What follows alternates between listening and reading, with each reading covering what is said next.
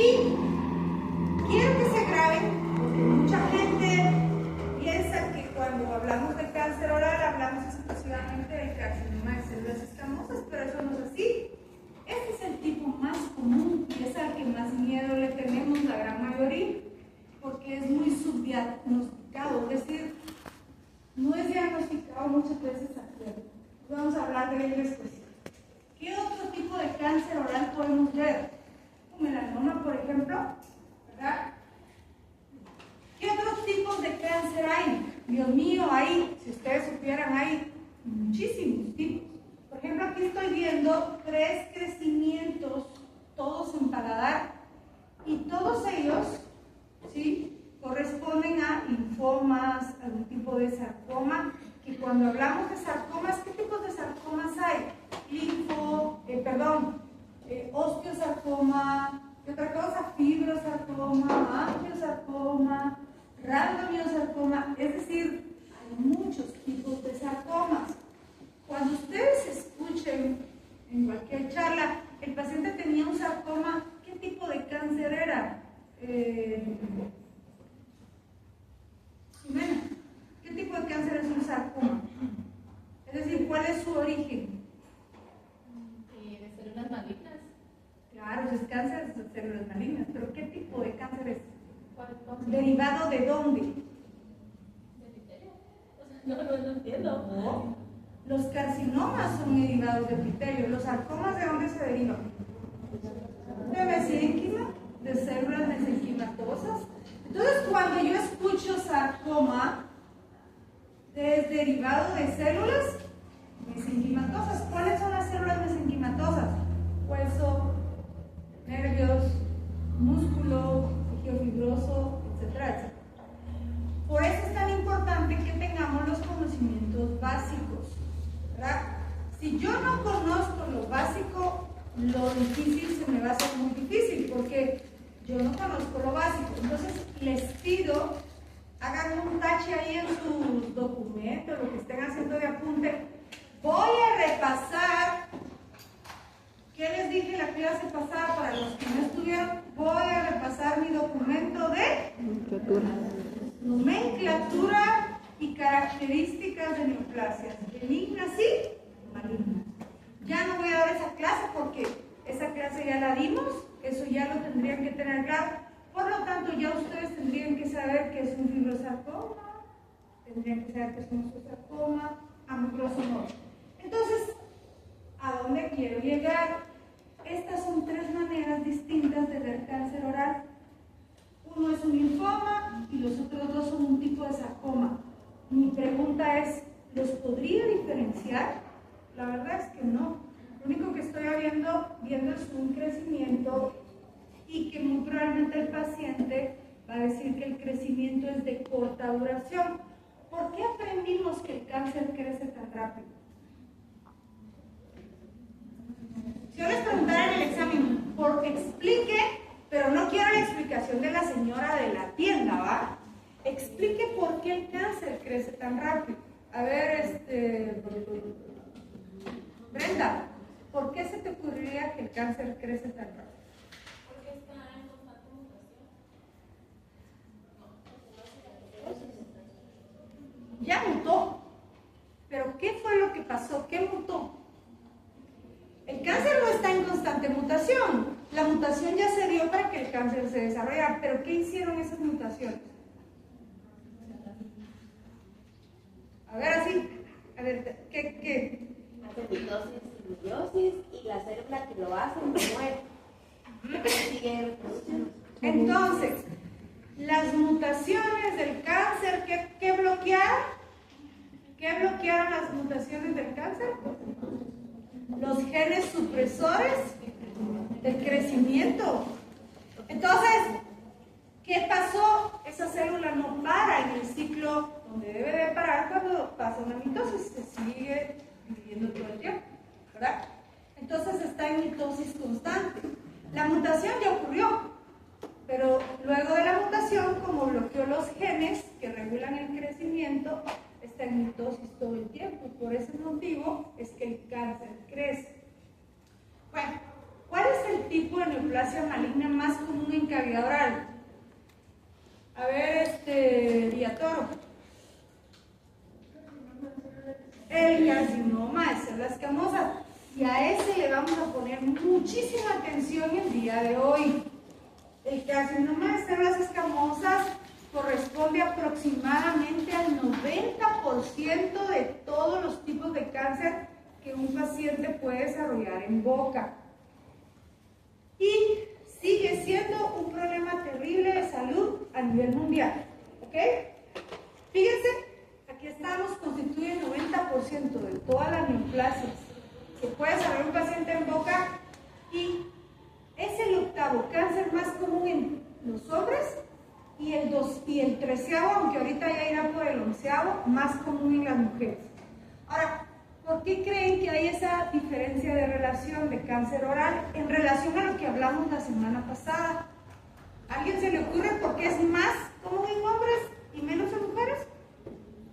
¿Y por qué esa relación puede ir bajando? No tienen que acertar solo con que lo analicen. ¿Qué hablamos la semana pasada en relación a la etiología de los desórdenes potencialmente malignos? ¿Cuál es el factor etiológico número 1? El tabaco. ¿Y quiénes fuman más? Los hombres. Y esa relación, estoy segura, va a cambiar, porque cada día más mujeres fuman. Y esa relación puede llegar a estar igual, 8-8, ¿verdad? Pero por el momento es más común en mujeres. Ahora, ¿qué garantiza? Y miren, esto es muy importante que les entre por una orejita y ahí se quede. ¿Qué garantiza que un paciente tenga buen pronóstico, es decir, que sobreviva al cáncer oral? Lo que lo garantiza es una exploración a tiempo, es decir, el diagnóstico lo más temprano posible. ¿Y cuál es la única manera? Porque se han inventado lamparitas, se han inventado aparatos carísimos y realmente el estándar de oro para la búsqueda de desórdenes potencialmente malignos, que ya los vimos la semana pasada, y de cáncer oral, adivinen qué sigue siendo. La evaluación, ¿sí? El examen o la exploración bucal sigue siendo el estándar de oro para que un profesional de la salud bucal diga: esto me parece sospechoso, a esto le tengo que hacer biopsia, ¿sí? Y obviamente confirmar luego de la biopsia con su estudio histopatológico. Ahora, ¿cuál es la etiología del cáncer oral? A veces el paciente, nosotros estamos obligados siempre que es diagnosticado, pero a veces el paciente dice: doctora, yo no, nada de esto lo he hecho en mi vida, yo nunca he fumado, yo nunca he bebido. Bueno, ahorita vamos a hablar que el cáncer oral es multifactorial, porque no hay un solo factor. Entonces, entre los factores que podemos considerar extrínsecos, es decir, fuera de cualquier alteración del paciente, miren cuál es el número 1. Y esto incluye también los desórdenes potencialmente malignos. El número 1 es el tabaco, pero recordémonos que hay formas de consumir tabaco. Mencionemos 3 formas de consumir tabaco: fumado, ¿cuál otro? Masticado, y la otra son parches de tabaco. ¿Cuál dijimos en la clase pasada que es la forma más agresiva? Fumado. ¿Por qué no digo el fumado es más agresivo? Por la combustión, ¿verdad?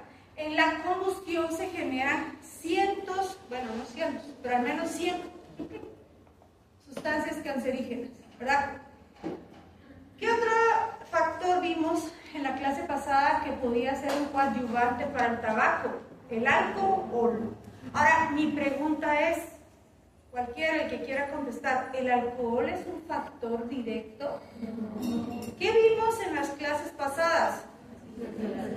Exactamente, que deshidrata las células, abre los puentes intercelulares y, por ejemplo, si el paciente toma y fuma, ¿qué va a ocurrir? Si bebe, los cancerígenos del tabaco pueden entrar más fácilmente. ¿Hacia dónde entran? Hacia las células basales del epitelio. Ahí es donde ocurren las mutaciones. Y luego vimos que, por ejemplo, a nivel del labio, ¿cómo dijimos que se llamaba la lesión en el labio? Quelitis, ¿qué? Actínica. La lesión del labio, conocida como quelitis actínica, puede derivar en cáncer del labio, ¿sí? ¿Y cuál es el factor allí? Bueno, en el 99.9% de los casos es el sol. Ahora, ¿por qué yo dije el 99.9%? Yo conocí un paciente que no se exponía al sol, pero pasaba, yo no sé si ustedes ya conocieron a alguien así, con un cigarro, encendía el siguiente. Y entonces su gusto era tener el cigarro en la boca y que el humito ahí se... O sea, eso era todo su gusto. Entonces imagínense un cigarro 12 horas mínimo allí. ¿Qué daño puede producir ese cigarro? Imagínense ese calor durante 30 años. No sé si me explico. Entonces, por eso dije el 99% de las veces es el sol, pero va a haber algún porcentaje donde habrá que preguntar a ese paciente si él ha mantenido algo en el labio, y ese algo generalmente puede ser el cigarrillo. Ahora, ¿qué factores intrínsecos pueden provocar que un paciente tenga cáncer? Ahorita los vamos a volver a retocar, pero miren, la condición sistémica del paciente es muy importante. Por ejemplo, ya vimos que pacientes con inmunosupresión como VIH, ¿sí? Algunos tipos de cáncer, principalmente producidos por virus, pueden ser más frecuentes. Ahora, mi pregunta es, ¿qué aprendimos en la clase anterior? Aprendimos que VPH 16 y 18 y otros están metidos en la patogénesis de cáncer oral. Pregunto, si el paciente está inmunocomprometido por VIH o desnutrición o cualquier otro tipo, ¿será susceptible al cáncer oral producido por virus papiloma humano? Claro que sí. ¿Qué otra cosa? Deficiencias nutricionales, principalmente de hierro. ¿Por qué motivo? El hierro es indispensable para la replicación de los epitelios. Si no tenemos suficiente hierro, nuestros epitelios son sumamente delgados. Y si el epitelio es delgado, es más susceptible para cualquier otro carcinógeno. Y por último, pues, vimos que mutaciones de la nada y mutaciones producidas por virus papiloma humano. Ahora, súper importante, como no hemos terminado nuestra clase del capítulo 7, pero si alguien ya la terminó, ¿alguien leyó algún tipo de cáncer que esté ligado a la herencia?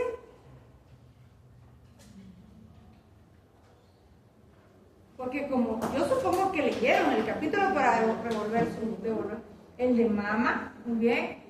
¿Qué otro tipo de cáncer está ligado a la herencia? El de mama es uno. ¿Qué otro? Próstata.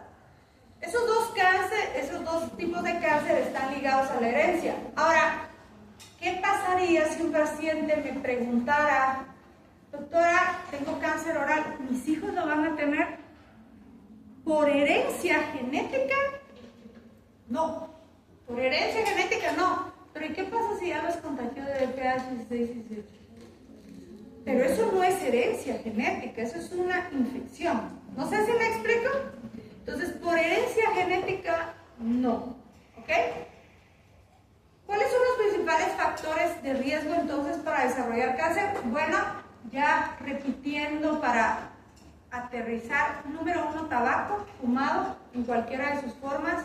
Número 2, alcohol. Pero voy a volver a hacer énfasis, igual que en la clase pasada, nosotros somos un ente de cambio.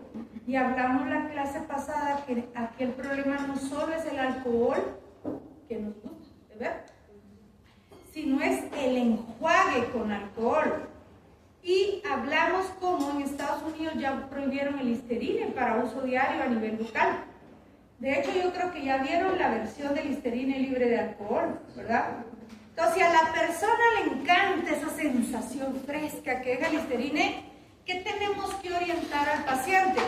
Compre el libre de alcohol, porque el alcohol no es saludable para usted, ¿verdad? ¿Qué otro? La radiación, en el caso del labio, deficiencias de vitaminas. ¿Recuerdan cómo se ponían de delgado las mucosas con anemia y otras deficiencias nutricionales. Aquí vemos un epitelio normal y miren un epitelio de un paciente anémico. Es casi la mitad de lo que debería de ser. Eso hace susceptible a las mucosas a padecer o a que los carcinógenos hagan efecto ahí.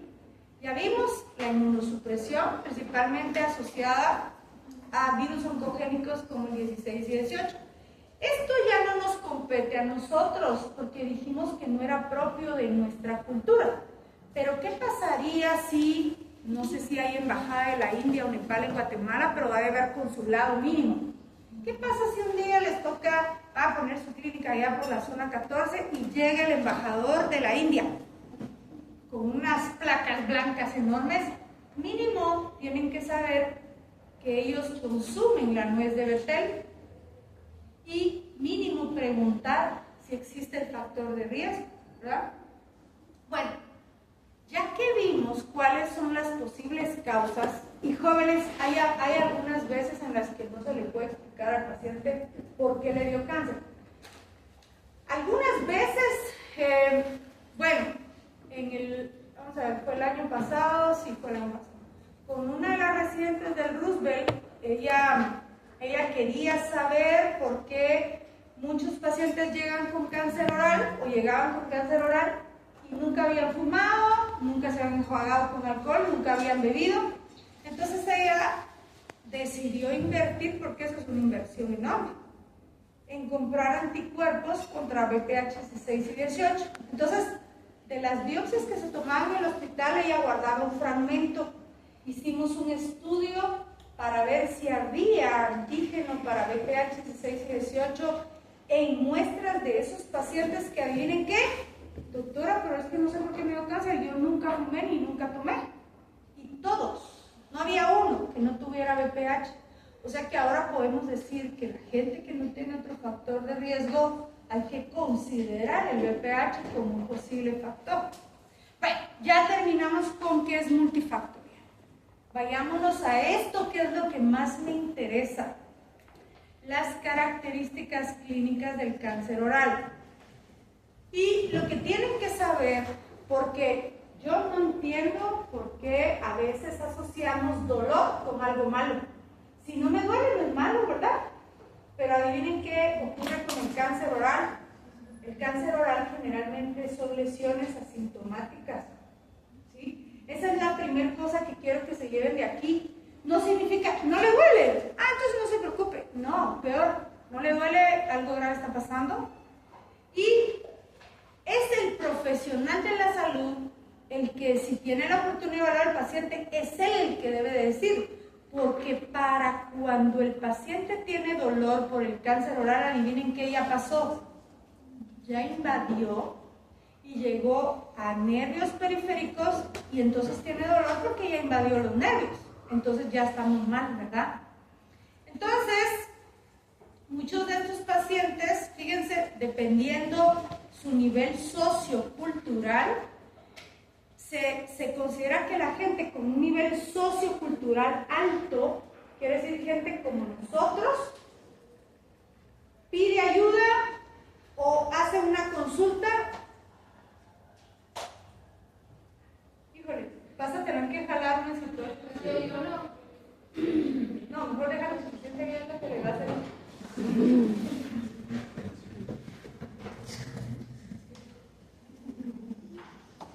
No, hombre, pero sentate en el centro, ahí no sabes. Aquí viene a sentar, aquí estás. Ahí está. Bueno, entonces íbamos en que las personas con un nivel sociocultural más alto piden ayuda en promedio 3 o 4 meses de que presentaron o notaron la lesión. Lo sumo 8, pero miren la diferencia, y aquí hace la diferencia el pronóstico. Los pacientes con niveles socioculturales bajos pueden pedir ayuda hasta 24 meses después de haber manifestado la lesión. Ahora, ¿dónde radica la diferencia? En el tiempo de crecimiento y de invasión. ¿Quién va a tener mejor pronóstico? Obviamente los de arriba, ¿verdad? ¿Cuáles son las presentaciones clínicas más comunes de un carcinoma de células escamosas? Bueno, quiero que se graben que son 5 manifestaciones clínicas. La primera de ellas es la leucoplasia. ¿Qué aprendimos la clase pasada que es la leucoplasia? Es una placa blanca que después de haber descartado todas las demás probabilidades, ¿verdad? Yo puedo decir, eso es una leucoplasia. Entonces, ¿cómo puedo ver cáncer oral? Como una leucoplasia, ¿ok?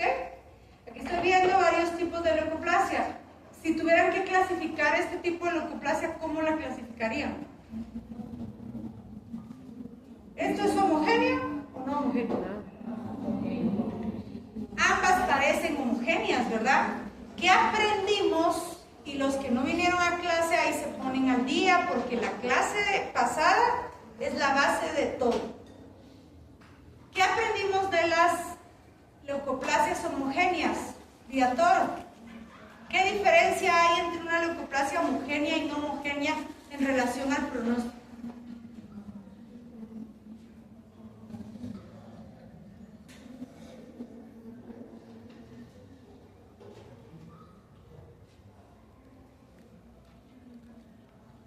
A ver, ¿qué relación hay o qué diferencia hay entre una leucoplasia homogénea y no homogénea en relación al pronóstico? Que la heterogénea tiene más riesgo de transformación maligna en comparación de la homogénea.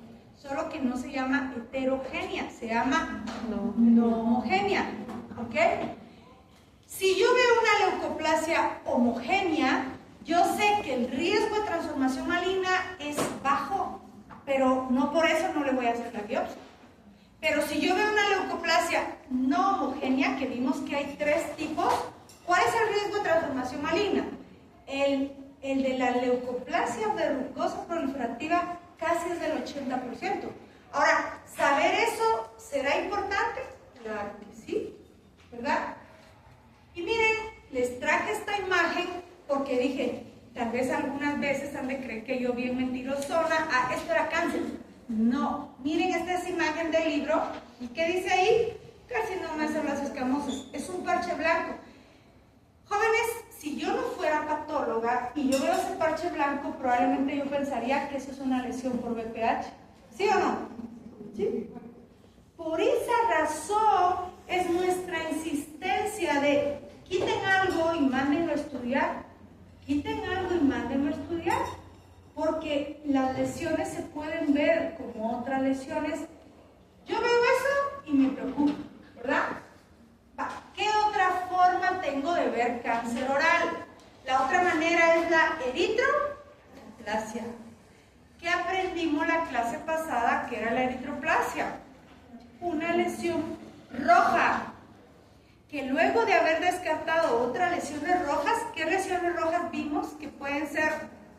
Parecer eritroplasia, candidiasis, mucositis, lesiones vasculares y ¿qué otra cosa?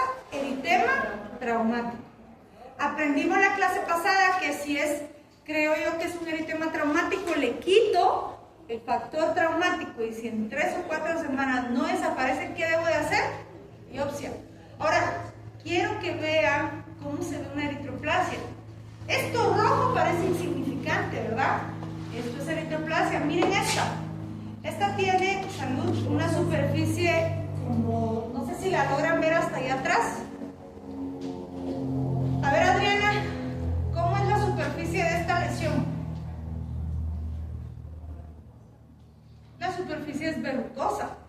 Ahora, con una superficie verrucosa, ¿qué se les ocurre que puede ser el origen de eso? BPH. De hecho, cuando hacemos biopsias de la región de orofaringe, estamos obligados a hacer anticuerpos contra BPH porque el 99.999% son BPH positivos. A esa área le encanta el BPH. Miren estas otras 2 eritroplasias. Solo les voy a apagar la luz porque si no, no las ven. Las 2 parecen áreas rojas insignificantes. ¿Y qué aprendimos de la eritroplasia en la clase pasada? ¿Qué aprendimos? Que la eritroplasia es peor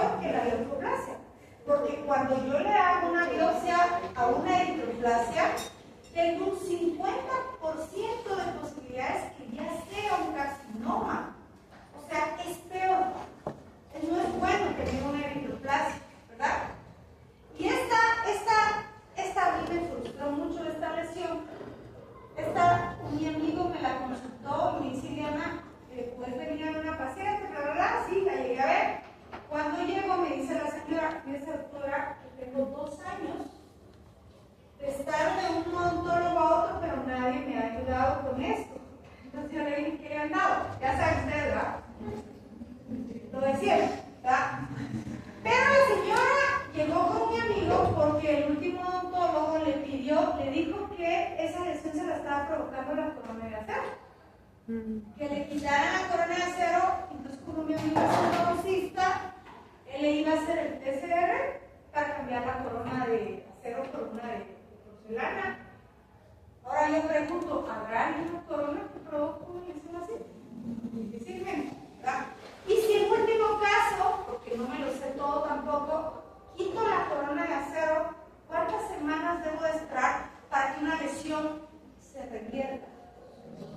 3 semanas. Y si no se revierte, ¿qué debo de hacer? No más ácido hialurónico, no hagan ricos a esa gente. Sí, úsenlo cuando haya necesidad. ¿Cuándo hay necesidad de usar ácido hialurónico? Roberto Hernández. ¿Cuándo hay necesidad de usar ácido hialurónico? ¿Cuándo yo sí puedo decir, bueno, échese ácido hialurónico? ¿Cuándo? Cuando es una herida que yo provoqué, por ejemplo, una extracción, una cirugía periodontal, puedo decir voy a usar ácido hialurónico. Para la patología, la única indicación de ácido hialurónico son las aftas solares recurrentes. Es la única indicación, o las úlceras traumáticas, porque es una herida que yo me provoqué. Pero ¿cuántas semanas? Fíjense, y esto es muy importante porque siento que llegan los visitadores médicos, ya los vi sentados en su oficina. Mire, doctor, esto es maravilloso. Esto uno tiene que tener criterio. Yo aprendí que lo más que debo dar un medicamento para que funcione son 3 o 4 semanas. Si eso no sirve, debo hacer una biopsia. Y no sé si logran ver la lesión enorme, que ya ni siquiera es una eritroplasia, ya está aquí medio ulcerado. ¿Lo logran ver? Y obviamente eso era un carcinoma de células escamosas. Veamos otras lesiones que fueron eritroplasias y que son eritroleucoplasias. Miren esta zona roja y blanca.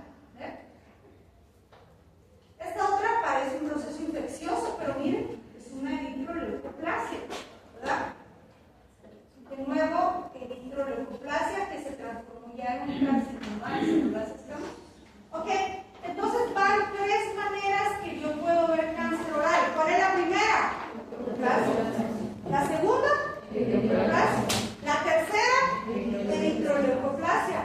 Vamos a ver la cuarta, y la cuarta es una úlcera. Te voy a poner algo que no se me resuelve. ¿Cuál es la cuarta forma en la que yo puedo ver cáncer oral? Como una úlcera.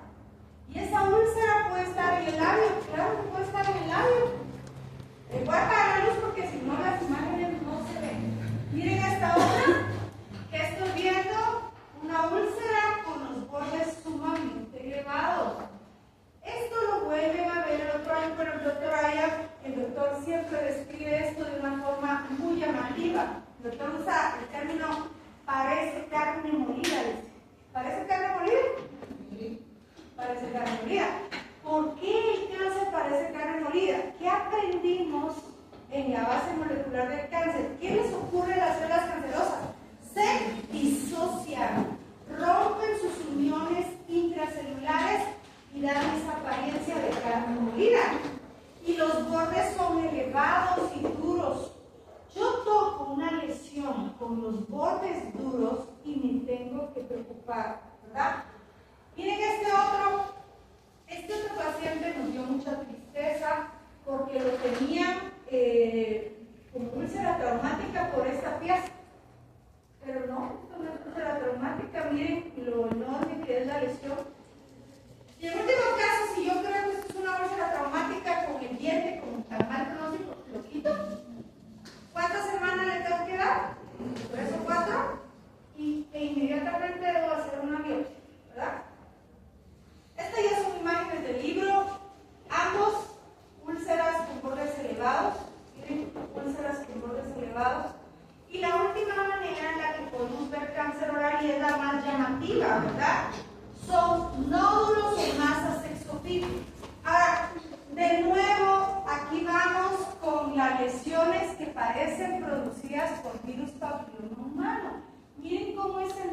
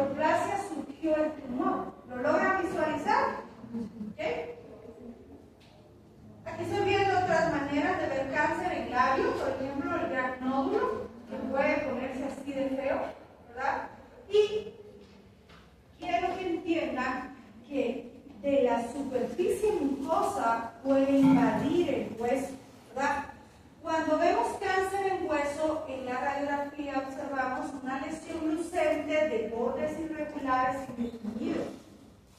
¿Y esto de dónde vino? Bueno, de un carcinoma que estaba en la superficie y que invadió. Pasa, vayan al hospital.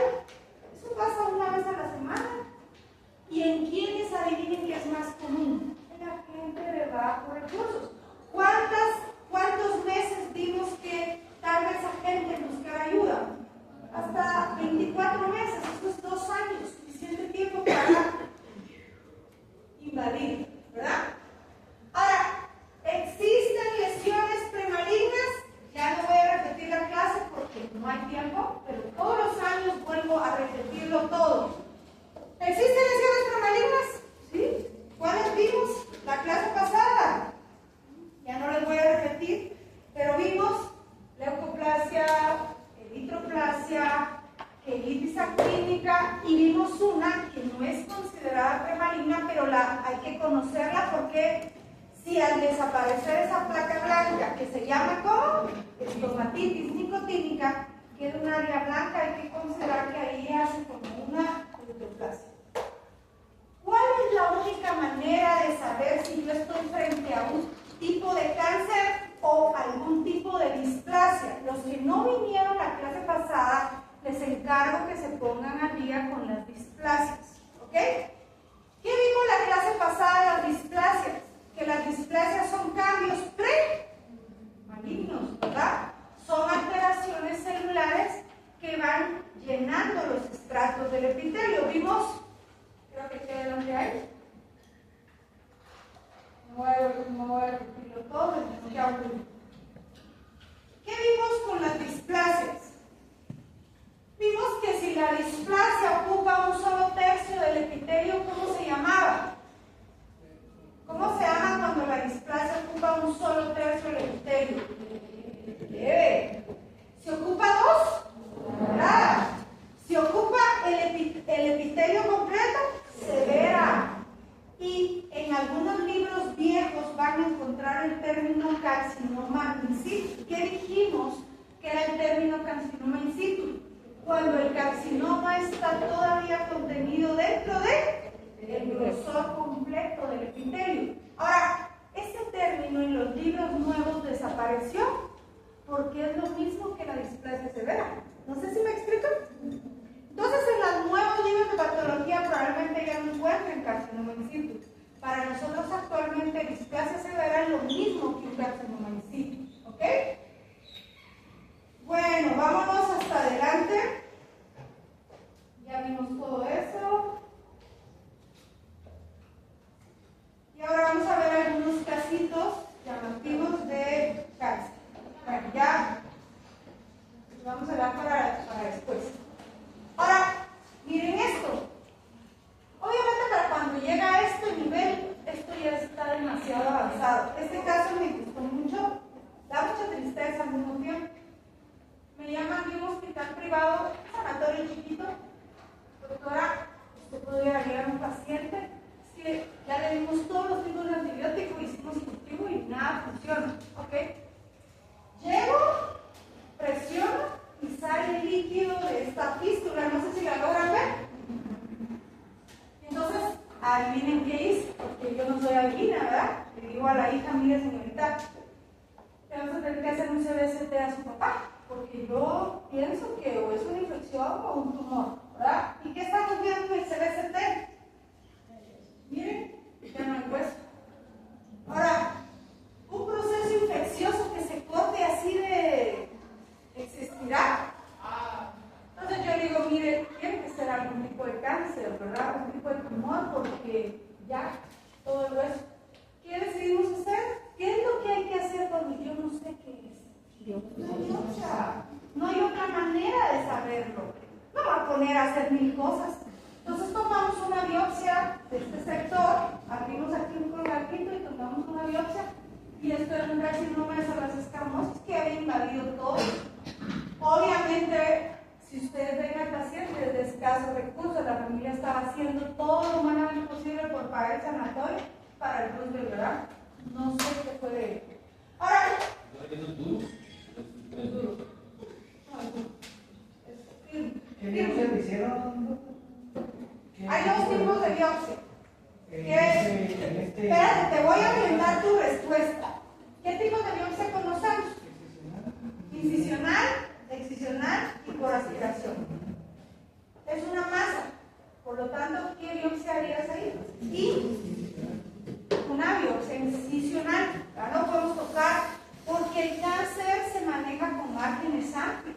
Es decir, para poder quitar ese tumor de ahí del maxilar hay que jalarse medio maxilar, ¿verdad? No podíamos quitarlo así un solo. Entonces, biopsia incisional. Muy bien.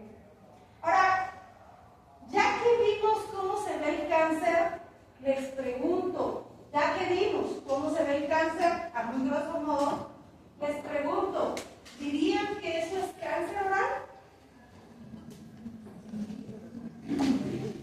A ver, y si eso no es cáncer oral, dígame a alguien qué pensaría que es.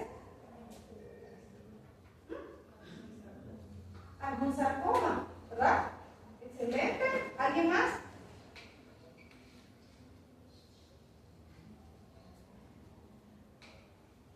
¿Solo Mario está en clase? ¿Alguien se le ocurre otra cosa?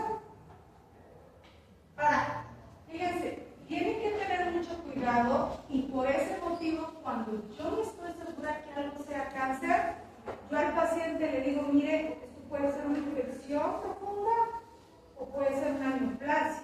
Puede ser cáncer, doctora. Bueno, neoplasias benignas y malignas. Porque miren qué es esto. Y lo saqué del libro. Es tuberculosis secundaria. Ahora, ¿qué pasaría si yo le digo al paciente que eso es cáncer? ¿Eso es operable? No. ¿Cuál es el tratamiento de la tuberculosis? Es un montón de antibióticos por años, ¿verdad ustedes? Y ojalá sobreviva, porque para que ya esté en la boca, ¿qué tipo de tuberculosis es? Es miliar.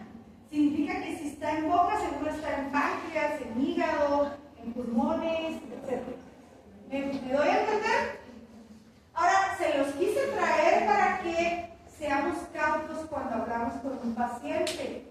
Yo solo le digo al paciente, mire, pienso que puede ser cáncer oral cuando estoy 98% segura.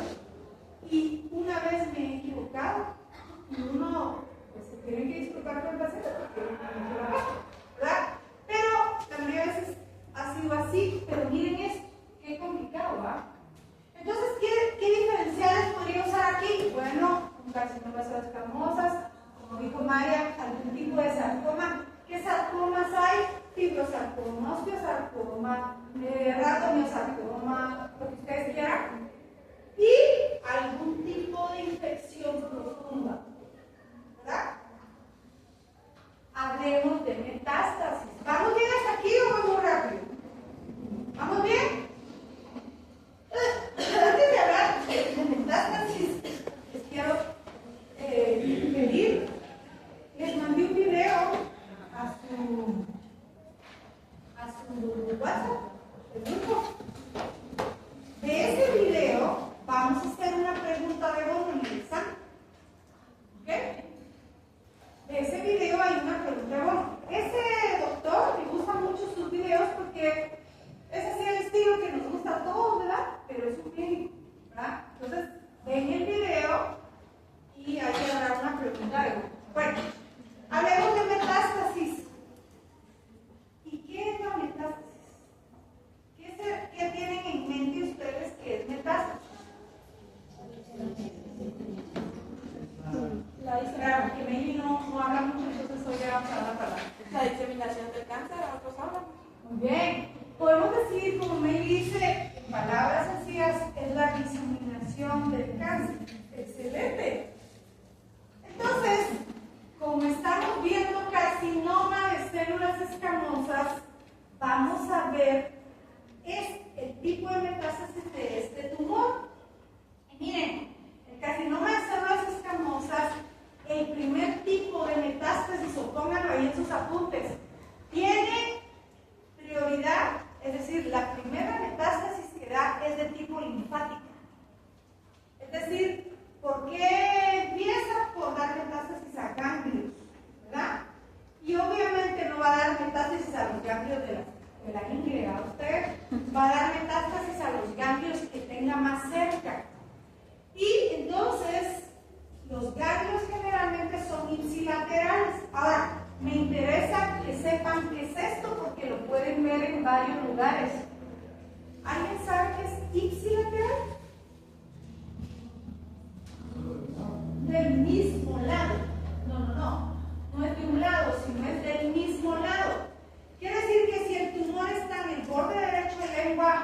qué ganglios van a dar metástasis?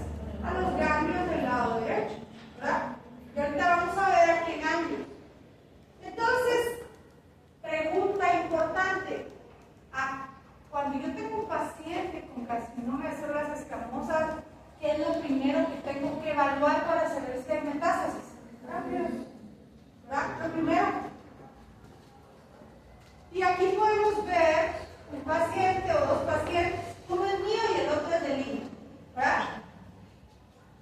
Y miren puedo ver en ambos el crecimiento tumoral. Ahora, para ya poder ver un ganglio de este tamaño significa que no va a haber un solo ganglio afectado, probablemente ya hay varios ganglios. ¿Y qué ocurre con esto? Bueno, el tumor invade el tejido conectivo. ¿Y qué dijimos o cómo dijimos que ocurre la invasión? Bueno, hay todo un proceso donde las células se disocian, hay locomoción, entran al torrente y vuelan a través de los vasitos, ya sea linfáticos o sanguíneos, a otras zonas. ¿Qué metástasis da primero el carcinoma de células escamosas? A ganglios. Por lo tanto, ¿cómo le llamo al primer ganglio afectado? A ese ganglio lo conocemos como ganglio centinela. ¿Sí? Ese se conoce como ganglio centinela. Ahora, súper importante, y a veces ustedes solo pueden ser el primer ente que lo detectó. Es un oncólogo el que termina de hacer el proceso. Cuando yo tengo un paciente que sospecho que tiene un carcinoma de células escamosas y encuentro un ganglio agrandado, tengo que buscar si ese ganglio tiene otras características que me hagan sospechar que ya está invadido por la neoplasia. ¿Qué otras características va a mostrar un ganglio con metástasis? ¿Va a estar firme? ¿Sí? Usted decía, firme. No va a ser móvil. Todos hemos tocado ganglios, cómo se mueven, ¿verdad? ¿Sí? Pero esos no. Y ahorita les voy a explicar por qué ya no está móvil y es agrandado. Y en algunos casos hasta lo puedo ver, como lo vimos en estos dos casos. ¿Vamos bien hasta aquí? ¿Qué características busco entonces en un ganglio para sospechar que tiene metástasis? Agrandado, firme y no móvil. Y aquí no lo dice, pero muchos son dolorosos, ¿verdad? Entonces, si la malignidad perfora la cápsula, se fija a los tejidos vecinos, es la razón por la cual el ganglio está fijo.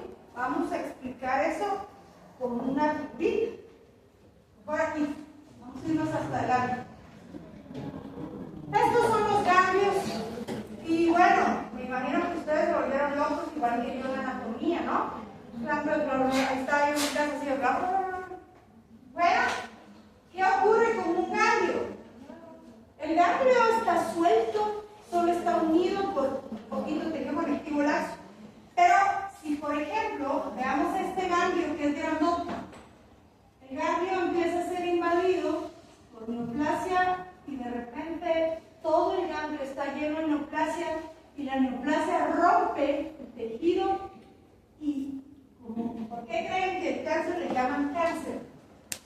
¿Cuál es el signo del cáncer? Un cangrejo. ¿Han visto cómo el cangrejo agarra las cosas y ya no las suelta? ¿Qué hace el ganglio una vez perforada la cápsula con cáncer? Agarra los tejidos vecinos y es como un pegamento y ya no lo suelta. No sé si me explico. Por ese motivo el ganglio ya no se mueve, está fijo y duro. Entonces, ese evento no es de buen pronóstico. ¿Por qué motivo? Porque ya rompió la cápsula y ya llegó a otros tejidos que tienen más vasos. ¿Y qué implica que haya roto la cápsula? La cápsula. Significa que hay riesgo de metástasis a distancia. Y eso nunca ocurre. Entonces, ¿qué hace un ganglio fijo? Entonces, un ganglio es fijo porque la neoplasia rompió su cápsula y lo fijó a los tejidos vecinos, ¿verdad?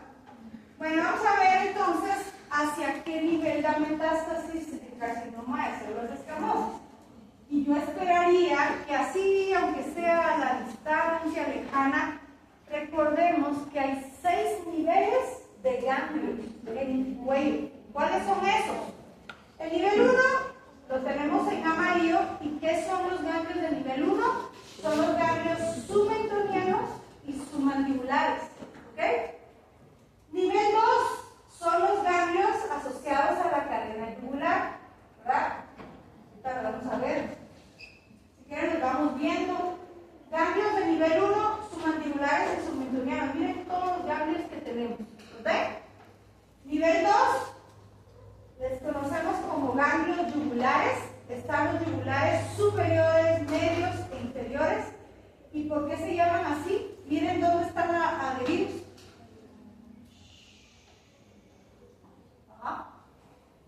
Ahora, ¿por qué es peor el pronóstico en los yugulares? Porque si perforan la cápsula, ¿a dónde se meten?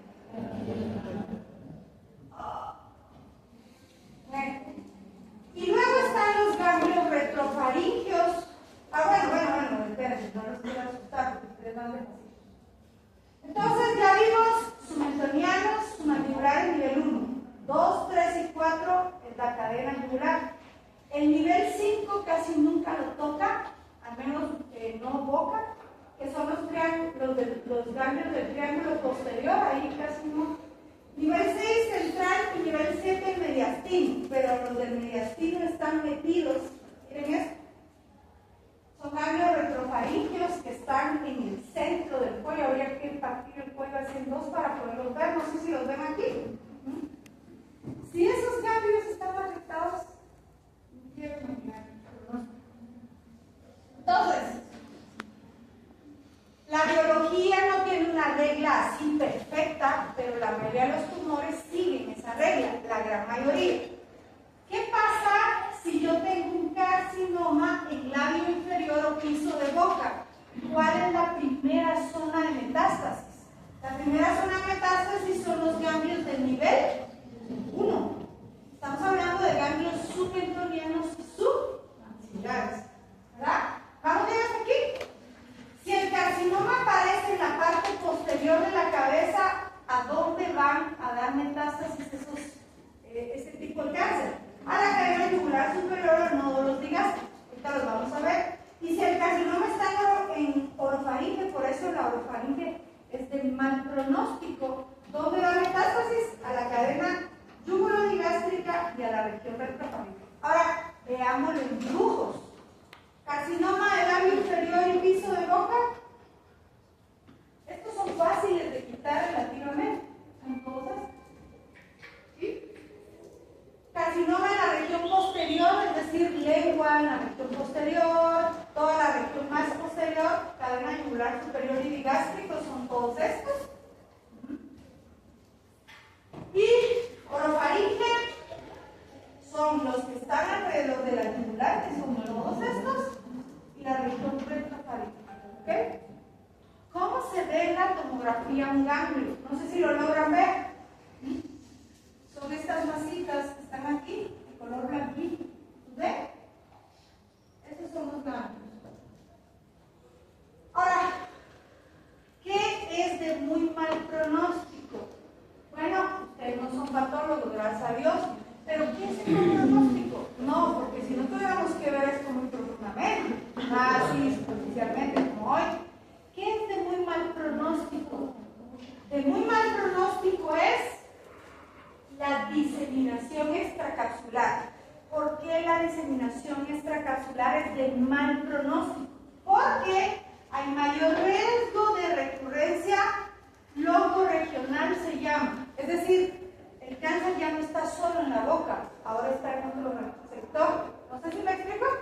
Entonces, puede recurrir en boca, pero también puede recurrir en cualquier otro sector donde haya sido afectado.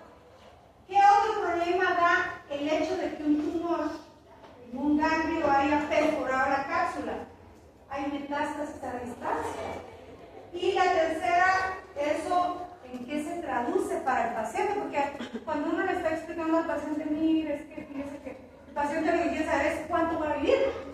Eso es lo que el paciente quiere saber. Un paciente con diseminación extracapsular puede vivir 2 años o 3, si le va bien 4 o 5, ¿verdad? Dependiendo qué tanto haya invadido a distancia el tumor. ¿Ok? Entonces, esto es de muy mal pronóstico. Y clínicamente, ¿cómo yo veo si hay invasión o diseminación extracapsular? Observando ganglios fijos, ¿verdad? Esa es la manera. Muy bien. Vayamos ahora a ver qué ocurre con la diseminación hematógena del carcinoma de células escamosas. Entonces, antes de pasar a la diseminación hematógena, ¿qué aprendimos de la diseminación linfática? Que es su principal vía, que la primera diseminación es hacia el mismo lado y que generalmente abarca los ganglios del cuello, dependiendo en qué región esté. ¿Ok? Vayámonos a la diseminación hematógena. ¿Y qué es eso de diseminación hematógena? Es cuando el tumor invade vasos sanguíneos y entonces ya no va a viajar a los ganglios regionales.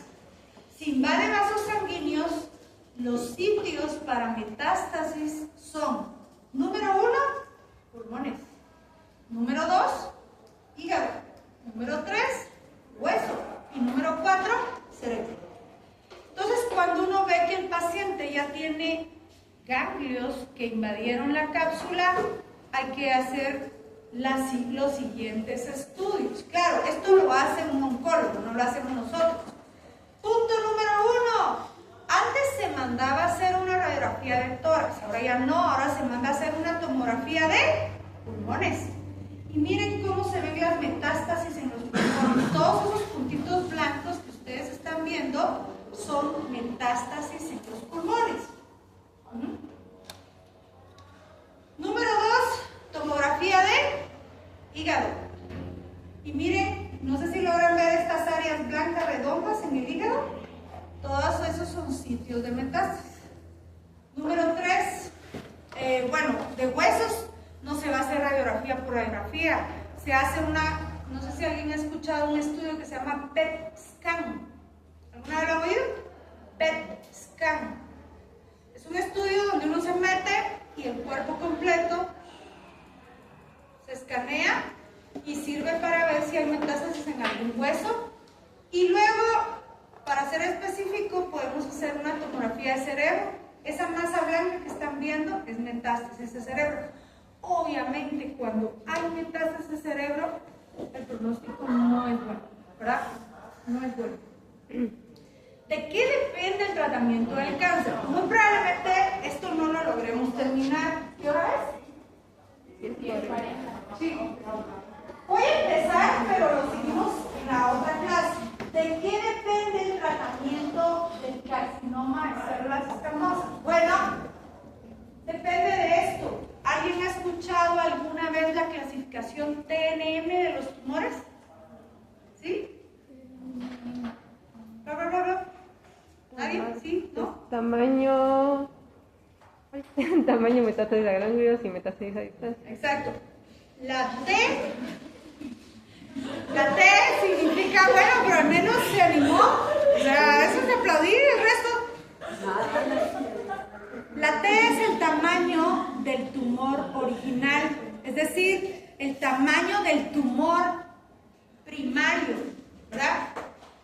La N es la metástasis a ganglios y la M la metástasis a distancia. Entonces les voy a pasar estos cuadros que los tienen en su libro. Es bien complicado y por el tiempo, antes los estudiábamos a fondo, pero ahora ya no.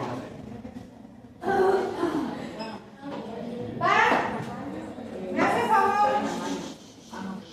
hace favor, les voy a indicar las hojas del libro en las que están y los van a ver. Va desde TX hasta T4B. ¿Y cuál es la diferencia? El tamaño. No los vamos a ver en la clase siguiente. Luego sigue la N. ¿Qué es la N? Metástasis a ganglios, ¿verdad? Y van a ver en qué consiste. ¿Y qué es la M? Si ya se pudo ver si hay metástasis a distancia. Como estamos hablando solo del carcinoma de células escamosas, ¿a dónde dijimos que se busca metástasis? En pulmones hígado, huesos y cerebro. Si hubiera metástasis en cualquiera de esos, yo puedo considerarlo un M1. Ahora miren esto. ¿Por qué es importante?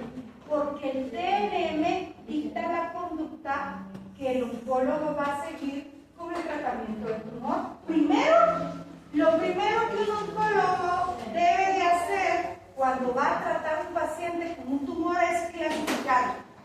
Y para eso necesita la biopsia, tomografías, un montón de estudios y dice, mi paciente es un T3N0M0.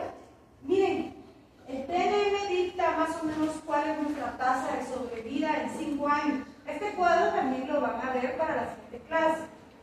En cavidad oral, un tumor 3. Van a ver que es un tumor 3, que es grandote, más de 3, 4 centímetros. El paciente, aunque no tenga metástasis a distancia, tiene un 45% de probabilidad de estar vivo a los 5 años. ¿Será eso buen pronóstico? ¿Quiénes tienen el mejor pronóstico? Miren quiénes tienen el mejor pronóstico. Los TIS. ¿Qué es un TIS? Van a ver en sus cuadros quién es un TIS. Un TIS es un carcinoma, ¿sí? Que es lo mismo que una displasia. Para los TIS ni siquiera hay pronóstico porque los TIS sabemos que van a estar vivos sí o sí o sí. Es decir, no les va a pasar nada. Pero ya un paciente con estadio 1, es decir, con un tumor que mida 2 centímetros, la probabilidad de estar vivo en cavidad oral es del 72%, ¿verdad? El mejor pronóstico es el labio, pero miren cuál es el peor pronóstico. Orofaringe. Entonces, me hacen favor, para la siguiente clase, yo les voy a decir en qué hojas están. Al menos van a echarse una leidita de qué son los TNM. Y van a buscar este cuadro, o si no se los paso yo ahorita mejor. Van a buscar este cuadro y van a ir viendo un T4A M1M0. ¿Cuántas probabilidades tiene de sobrevivir a 5 años? Y esto es un promedio, no significa que esté vivo. Es decir, algunos sí, otros no. ¿Ok? Bueno, la vamos a dejar ahí porque nos falta. Nos vemos. Chicos, ahora les quiero pedir un favor. El día viernes sí tengo que hacer los ejercicios. ¿Ok? Entonces, vamos a hacer una cosa. Para el día viernes vamos a hacer los ejercicios y vamos a entrar en los grupos. Primero, ustedes decidan si quieren los sorteamos. ¿Quién entra primero y quién entra después? Porque entra primero una sección y luego la otra. ¿Ok? Si quieren, los sorteamos el jueves en clase. ¿Ok? Ahora, mi propuesta es: ¿qué sección tiene mañana clase? Ok. Propongo que no tengamos clase mañana y tengamos clase con la B desde las 7:30 al jueves. ¿Les parece? ¿Está bien? Lo que pasa es que la B tiene clase el jueves de 7:30 a 11, pero la A tiene clase mañana. Yo prefiero que se vayan mañana y nos vemos a las 7:30 el jueves. ¿Ok? Bueno.